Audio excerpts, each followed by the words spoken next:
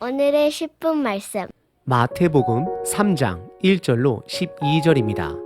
전장 2장을 세 문장으로 요약합니다. 첫 번째, 동방 박사들이 아기 예수님을 찾아옵니다. 두 번째, 헤롯 대왕은 아기 예수를 죽이기 위해 2살 아래로 베들레헴 주변 모든 아기들을 살해합니다. 세 번째, 하지만 요셉 가족은 하나님의 인도하심을 받아 애굽으로 피신해 있다가 다시 갈릴리 지방 나사렛 동네로 인도함을 받게 됩니다. 오늘 본문은 세례 요한의 등장입니다. 세례 요한은 예수님과 약 6개월 정도 차이가 나는 자입니다. 하지만 마태복음은 세례 요한에 대해 매우 간단하게 등장시킵니다. 그의 사역과 그의 가르침에 집중하고 있습니다. 이것은 세례 요한의 역할을 분명하게 드러내기 위함입니다. 그리고 마태복음 저자는 세례 요한을 의도적으로 구약의 선지자의 모습으로 드러냅니다. 세례 요한의 역할은 예수님의 길을 예비하는 자가 되는 것입니다. 그래서 오늘 본문의 세례 요한이 사용하는 모든 단어들은 예수님께서 복음 사역을 본격적으로 시작을 하면서 사용을 하십니다. 예를 들어 세례 요한이 오늘 본문에 보시면 종교 지도자들을 향하여 독사의 자식들이라 라는 표현을 사용합니다. 예수님 또한 마태복음 12장에서 동일하게 바리새인들을 향하여 독사의 자식들이라 외칩니다. 그리고 동일하게 세례 요한이 회개하라, 열매를 맺어라, 아브라함의 자손, 열매 맺지 못한 나무를 자르고 불에 태우라, 불의 심판, 그리고 창고에 모을 곡식 등 이러한 표현들은 결국 예수님께서 사역을 본격적으로 시작을 하면서 사용을 하시게 됩니다. 결국 세례 요한은 예수님의 사역의 시작을 알리는 자로서 하나님께서 준비한 자가 됩니다. 이 시대에 저와 여러분들은 교회 공동체는 예수님의 두 번째 오심에 하나님께서 세운 자라는 것을, 공동체라는 것을 기억하셔야 합니다. 하나님께서 구약에서 선지자들을 통해 사람들에게 구원과 심판을 외치게 하셨고, 오늘 본문에서 세례 요한에게도 구원과 심판을 선포하게 하십니다. 그리고 저와 여러분들 또한 이 시대에 예수님의 두 번째 오심을 선포하는 자가 되어야 함을 기억하셔야 합니다. 오늘 본문은 크게 두 부분으로 나눌 수 있습니다. 첫 번째는 세례 요한의 사역입니다. 두 번째는 세례 요한의 메시지입니다. 첫 번째 부분은 1절서부터 6절까지 세례 요한의 사역입니다. 세례 요한의 사역은 예수님의 복음 사역의 시작을 알리는 자가 됩니다. 마태복음은 세례 요한을 등장시키며 예수님의 본격적인 복음 사역의 시작을 총 3가지로 알리고 있습니다. 첫 번째는 1절에 그때에 라고 시작을 합니다. 여기서 말하는 그때는 아기 예수님의 시기가 지나 이제는 예수님께서 사역을, 복음 사역을 본격적으로 시작하는 그 때가 됨을 언급하고 있는 것입니다. 그리고 두 번째는 유대 광야에서 전파하며 말하되입니다. 오늘 본문 이스라엘에게는 구약의 말라기 시대 이후에 400년 동안 하나님은 의도적인 침묵을 하셨습니다. 그리고 어떻게 보면 그 침묵 이후에 마지막 사사로서 예수님의 길을 세례 요한에게 선포하게 하는 것입니다. 그리고 광야는 이스라엘의 영적인 척박한 상황임을 드러냄과 동시에 실제적으로 세례 요한이 요단강 남쪽의 유대 광야에서 이 복음 사역의 길을 준비하고 있음을 드러내고 있습니다. 그리고 세 번째로 복음 사역의 시작을 알리는 것은 2절에 보시면 회개하라, 천국이 가까이 왔다라는 말입니다. 이것은 이미 아기 예수님께서 이 땅에 오셨다. 그래서 그분을 통해 천국, 즉 하나님의 나라가 이미 시작되었다라고 선포하고 있는 것입니다. 그리고 이어서 회개하라, 즉 메시아, 예수님께로 돌아가야 할 때가 되었음을 세례 요한은 선포하고 있는 것입니다. 그리고 이어지는 3절과 4절에 보시면 세례 요한은 이사야서 40장 3절의 말씀을 성취하기 위해 이 땅에 하나님의 보냄을 받은 자가 됨을 드러냅니다. 이사야서 40장 3절입니다. 외치는 자의 소리여 이르되 너희는 광야에서 여호와의 길을 예비하라. 복음의 길을 예비하라는 것이죠. 사막에서 우리 하나님의 대로를 평탄하게 하라입니다. 세례 요한은 예수님의 복음 사역의 길을 준비하는 자, 예비하는 자가 됩니다. 그리고 특별히 오늘 본문 4절에 보시면 세례 요한의 복장을 낙타 옷을 입고 허리에 가죽띠를 띠고 음식은 메뚜기와 석청이다라고 말을 합니다. 이것은 구약의 선지자들의 모습을 의도적으로 드러내고 있는 것입니다. 특별히 메뚜기라는 곤충은 레위기 11장에서 유일하게 식용이 허락된 곤충입니다. 마태복음은 세례 요한이 구약의 선지자의 역할을 하고 있음을 드러냅니다. 특별히 엘리야 선지자의 역할을 하고 있음을 드러냅니다. 엘리야 선지자는 바알 우상이 판을 치는 이스라엘 시대에 우상 숭배에 대항했던 선지자입니다. 그는 죽음을 맛보지 않고 하늘로 올라간 자입니다. 그리고 말라기 선지자는 말라기서 4장 5절에 보시면 크고 두려운 날이 이르기 전에 내가 선지자 엘리야를 너에게 보낸다라고 예언합니다. 지금 세례 요한이 바로 그 엘리야의 역할을 하는 자가 됨을 드러냅니다. 보냄을 받은 선지자적 역할을 하는 자가 되는 것입니다. 그래서 예수님 또한 마태복음 11장 14절에 세례 요한이 바로 말라기에서 오라 한 그다라고 말씀을 하십니다.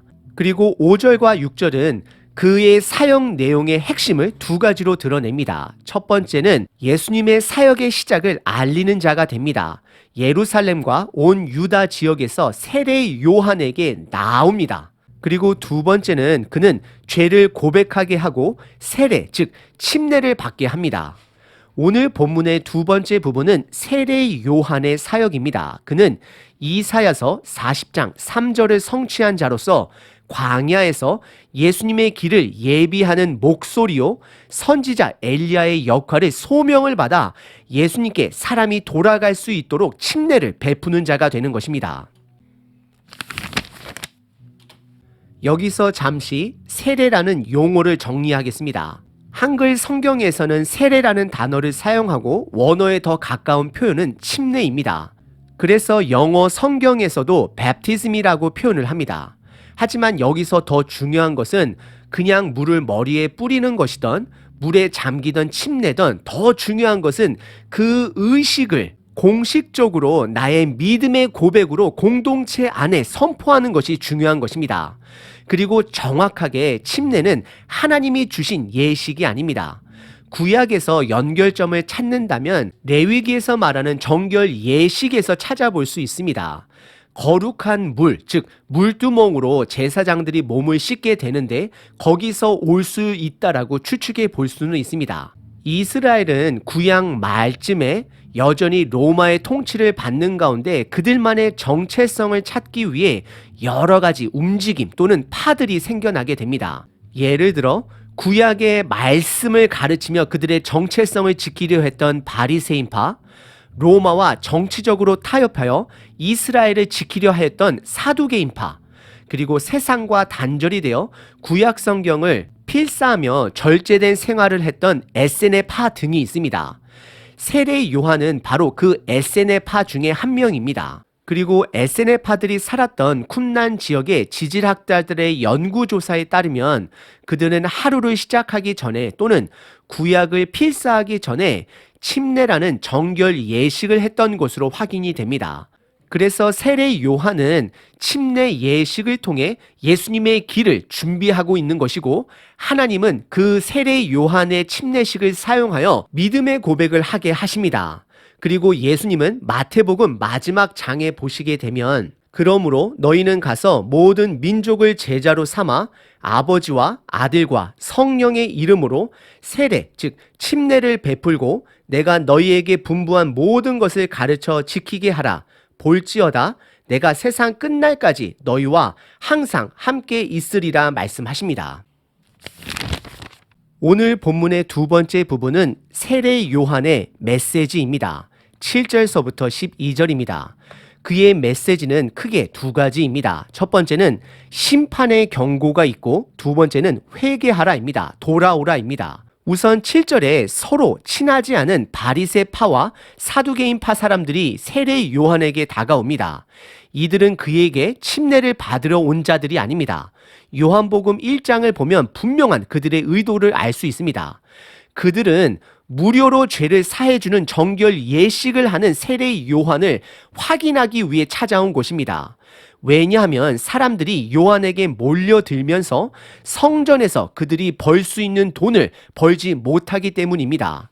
그래서 세례 요한은 이들의 마음을 알고 독사의 자식들이라고 선포합니다. 마태복음은 복음을 개인의 이득의 목적으로 사용하는 자들을 향하여 독사와 같은 자들이다라고 드러냅니다. 그리고 이 표현은 예수님께서 복음을 다른 목적으로 접근하는 바리새인들에게도 독사와 같은 자식들이다라고 말을 하십니다. 결국 세례 요한은 그들에게 임박한 심판을 알리고 회개하라 말씀을 합니다. 그래서 8절에 보시면 회개하여 열매를 맺을 것을 촉구합니다. 그리고 9절에 더 이상 선민사상, 즉 아브라함의 아들이라 해서 후손이라고 해서 무조건 구원받는 그런 거짓된 복음관을 버려라 라고 말을 합니다. 경고합니다. 9절입니다. 속으로 아브라함이 우리 조상이라고 생각하지 말라. 내가 너희에게 이르노니 하나님이 능히 이 돌들로도 아브라함의 자손이 되게 하시리라 말씀하십니다. 그리고 10절에 심판의 도구인 도끼가 나무에 놓여져 있다 말하며 열매 맺지 않는 나무마다 찍어 불에 타는 심판이 있을 것을 경고합니다. 복음은 살아 있습니다. 그래서 복음 안에 거하는 자는 열매를 맺을 수밖에 없습니다. 열매는 우리들이 억지로 만들어가는 것이 아닙니다. 열매는 자연적으로 드러나는 것입니다. 혹시 그 열매가 무엇이냐 물어보신다면 그것은 대표적으로 갈라디아서 5장 성령의 9가지 열매, 즉 예수님의 성품이 되는 것입니다. 예수님의 성품이 저와 여러분들 삶에 드러나는 것입니다. 그리고 11절과 12절에 본격적으로 오실 예수님을 드러냅니다. 그는 본인은 물로 침례를 베풀지만 예수님은 성령으로 침례를 베풀 것을 말합니다. 여기서 성령으로 침례를 베푼다라는 것은 두 가지로 이해하시면 됩니다. 첫 번째는 성령의 도우심으로 말씀을 깨달아 예수님을 구세주로 믿게 되는 것입니다. 그리고 두 번째는 성령의 충만함으로 매일 삶 속에 성령, 즉 말씀으로 채워져 내 자신을 부인하고 나의 십자가를 지고 매일 예수님을 따르는 삶을 말합니다.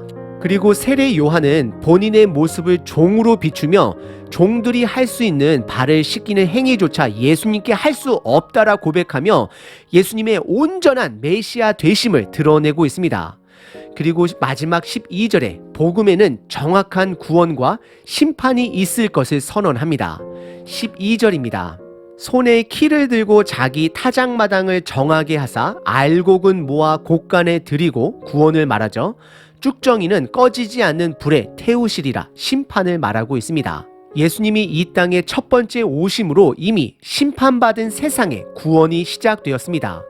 그리고 오실 예수님의 두 번째 재림으로 인하여 온전한 심판과 온전한 구원이 완성될 것입니다.